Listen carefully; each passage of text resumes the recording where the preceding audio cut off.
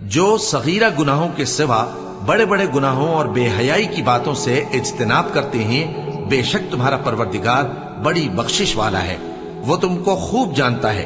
جب اس نے تم کو مٹی سے پیدا کیا اور جب تم اپنی ماؤں کے پیٹ میں بچے تھے تو اپنے آپ کو پاک صاف نہ جتاؤ، جو پرہیزگار ہے وہ اس سے خوب واقف ہے۔ بھلا تم نے اس شخص کو دیکھا جس نے منہ پھیر لیا اور تھوڑا سا دیا پھر ہاتھ روک لیا؟ کیا اس کے پاس غیب کا علم ہے کہ وہ اسے دیکھ رہا ہے؟ کیا جو باتیں موسیٰ کے صحیفوں میں ہیں ان کی اس کو خبر نہیں پہنچی؟ اور ابراہیم کے صحیفوں کی جنہوں نے حق اطاعت اور رسالت پورا کیا، وہ یہ کہ کوئی شخص دوسرے کے گناہ کا بوجھ نہیں اٹھائے گا، اور یہ کہ انسان کو وہی ملتا ہے جس کے لیے وہ محنت کرتا ہے، اور یہ کہ اس کی محنت کا جائزہ لیا جائے گا، پھر اس کو اس کا پورا پورا بدلہ دیا جائے گا، اور یہ کہ تمہارے پروردگار ہی کے پاس پہنچنا ہے۔